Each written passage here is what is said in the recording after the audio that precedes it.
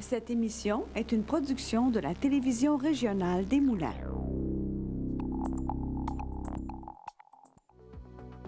Avec la collaboration de la Chambre des commerces et d'industrie Les Moulins, le CFP des Moulins et le CFP des Riverains, fiers partenaires de Fibre E.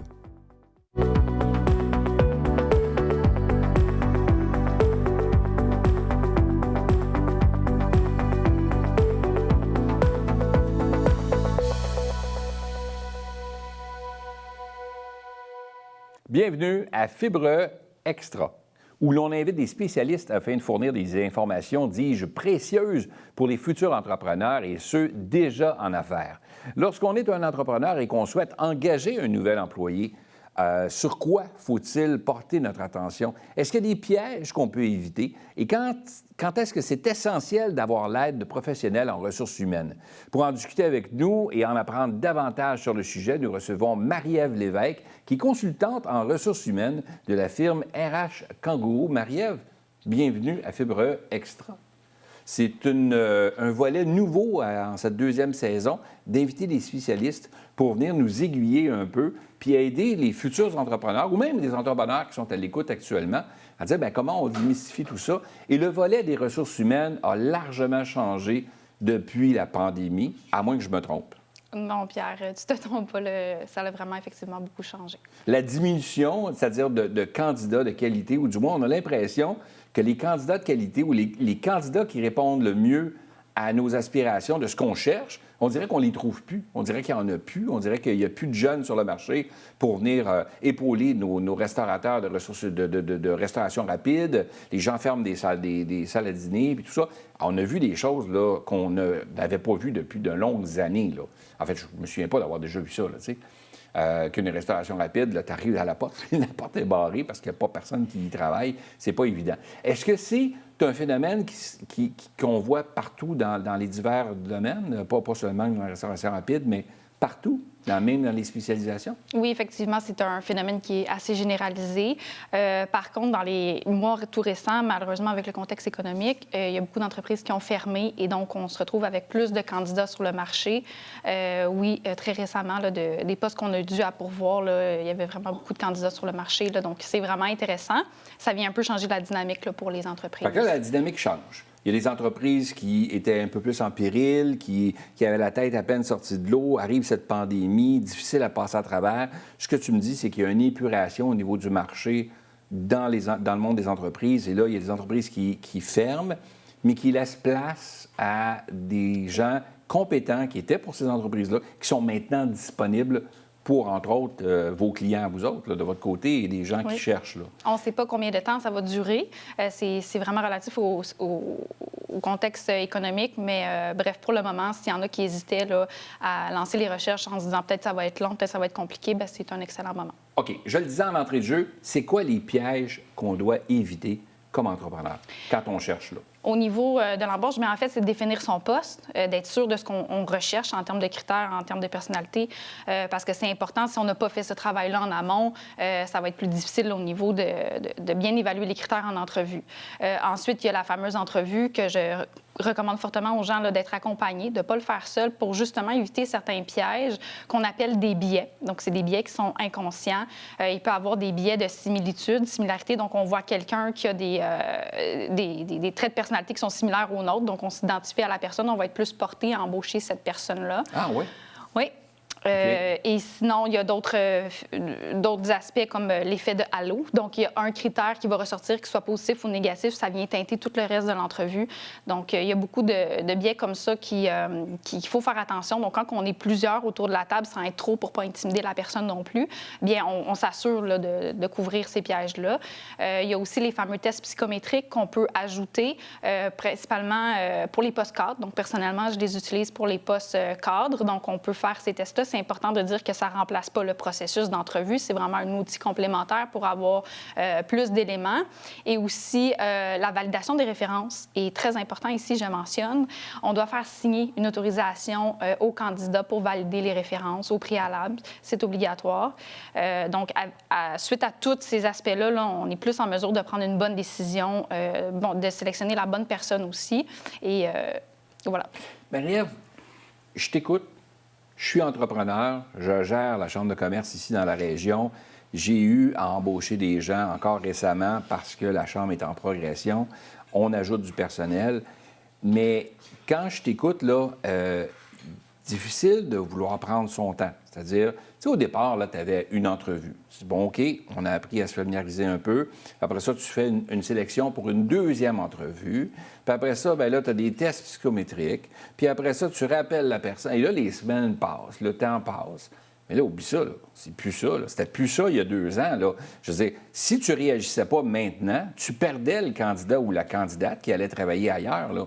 Fait que tu sautes sur l'occasion, puis tu y vas avec ton feeling. Ben ouais, c'est ce que j'allais chercher, le français, mais ton intuition, oui. tu sais, ton intuition, parce que tu veux pas le perdre ou tu veux pas perdre cette candidate-là, parce qu'elle répond à tes besoins, mais tu n'es pas sûr. Donc, tu prends plus le temps de prendre les références, tu prends pas le temps de valider avec un test psychométrique tout dépendant de la position dans laquelle tu voudrais placer cette personne-là dans ton organisation.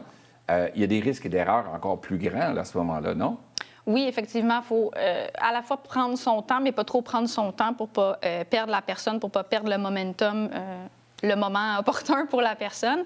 C'est quelque chose que quand on a justement une ressource humaine qui n'est pas très loin de son réseau, bien, c'est un processus qui peut se faire très, très rapidement. C'est sûr que d'étaler de semaine en semaine les entrevues, c'est pas recommandé. C'est quand même, il faut rester dans un court délai. C'est quoi un court délai? C'est dans la même semaine ou... Dans la on même rencontre le semaine. lundi, le mardi, les tests psychométriques, le mercredi, les références, jeudi, on fait une offre, vendredi, comment? Non, mais tu sais, la réalité n'est pas ça, là. C'est que ça dépend du poste aussi. Donc, pour des postes, justement, de cadre ou de directeur, bien, ils vont s'attendre à des processus un petit peu plus longs. Quand c'est un poste de main-d'œuvre plus général, bien, ils vont s'attendre à avoir des réponses plus rapides parce que bien, c'est des gens qui vont déjà être à la recherche d'un emploi, qui veulent travailler rapidement. Donc, c'est pour ça qu'il ne faut pas que ça soit trop long. On essaie d'y aller avec une entrevue, qu'elle soit structurée, mais qu'il y ait plusieurs personnes autour de la table. Comme je disais, les tests psychométriques, c'est plus intéressant pour les postes de cadre. Et la validation des références, c'est à ne jamais négliger, là. Je trouve que c'est une valeur ajoutée dans les entrevues. Est-ce que les références peuvent être biaisées? Dans le sens que, c'est sûr que si moi, je réfère à quelqu'un, tu sais, je veux l'emploi, là. Alors là, on me demande de donner des références. Bien là, je dois donner des gens que je connais bien puis qui m'aiment bien, là. Je ne donnerai pas des patrons qui ont eu de la misère avec moi puis qui m'ont laissé aller puis qui appelle lui, là, tu vois, il va te le dire comment j'étais un emmerdeur comme employé. Tu sais, à quelque part, je me dis, est-ce que je peux me fier à ça?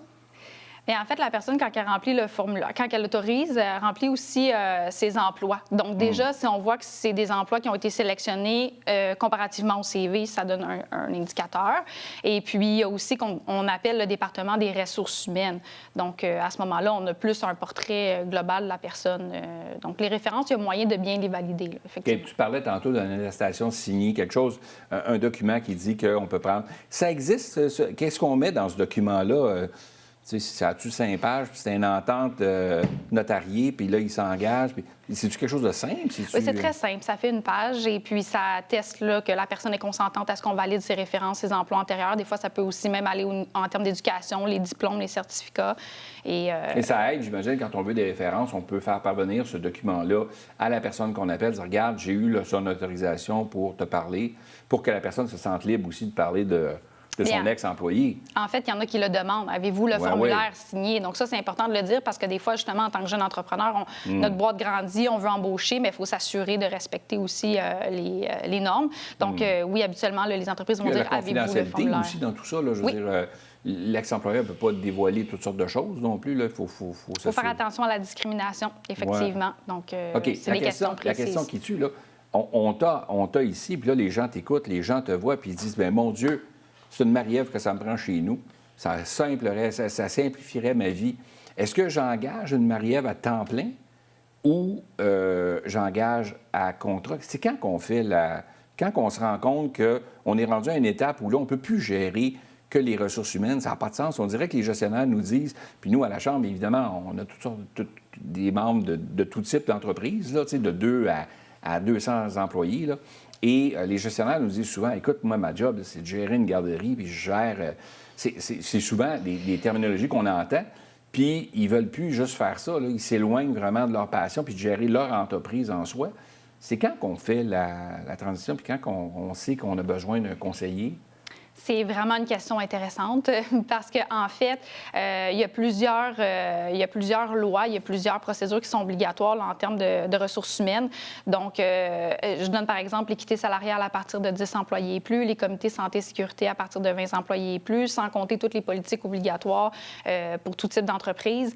Donc, je dirais que la réponse idéale, c'est d'avoir quelqu'un en ressources humaines, un consultant qui est toujours prêt dans le réseau d'affaires là, pour justement que l'entrepreneur puisse rester, lui, sur son X et rester dans ce qu'il aime, ce qui le passionne, et que là, le consultant, lui, il fait aussi ce qu'il aime et ce qui le passionne. Donc, à ce moment-là, les deux sont gagnants. Il n'y a pas de ratio exact du nombre de RH. Là, si on parle à des entreprises nous écoutent là, en se disant, bon, ben, moi, j'ai 40 employés, c'est pas évident, mais là, je sais pas s'il faut que je prenne quelqu'un temps plein. Il y a plusieurs choses à tenir en considération, dont le contexte de l'entreprise. Est-ce que l'entreprise est syndiquée ou non? Le nombre d'employés aussi, le nombre de sites. Est-ce que c'est une filiale avec plusieurs filiales? Puis aussi, le stade de l'entreprise, c'est-à-dire si c'est en croissance, bien, il va avoir plus de temps alloué au recrutement. Donc là, ça va être un petit peu plus exigeant. Si c'est à maturité, puis c'est des conflits, des enjeux dans l'entreprise, bien, la fameuse garderie, comme tu disais, bien là, à ce moment-là, c'est une expertise différente. Donc, d'avoir quelqu'un en ressources humaines qui va être là pour tout ce qui est la structure, la fondation, et de voir après ça comment ça se dessine. Un consultant en ressources humaines peut être en mesure de faire un diagnostic là, de la fonction RH puis recommander. On voit plusieurs modèles d'affaires. Donc, soit il y en a des entreprises, justement, qui sont syndiquées, qui vont avoir 80 employés avec une ressource humaine. Elle va plus être opérationnelle. Donc, elle va être dans les fonctions de day-to-day, elle va être dans le recrutement, dans la formation, les relations de travail. Mais si on veut plus aller en stratégie, à ce moment-là, c'est différent. Mais là, on a des gens qui nous écoutent et qui se disent, OK, je me lance-tu dans l'entreprise? Là, on vient tous de leur faire peur en disant, écoute, je n'embarquerai pas là-dedans. Mais quel conseil rapide, parce qu'on arrive à la fin de l'entrevue, mais ça va tellement rapidement, j'ai tellement de questions pour toi, mais ça va vite. Quel conseil tu donnerais à une entreprise là, qui va ouvrir, mais qui a besoin d'aide, que ce soit pour la réception de la marchandise, l'expédition, pour les achats, le développement des affaires? Si tu es rendu à une étape où, à un moment donné, tu as besoin d'avoir de l'aide, tu as besoin d'avoir quelqu'un avec toi. Au niveau des ressources humaines ou au niveau de tout type d'employés? Bien, en fait, c'est qu'en consultation, il y a plusieurs consultants, dont nous, on offre le service d'impartition. Donc, ce que ça veut dire, c'est qu'on offre des banques d'heures, que ce soit une fois par semaine, une fois par mois, ça soit 4 heures par semaine. Il y a plein de possibilités.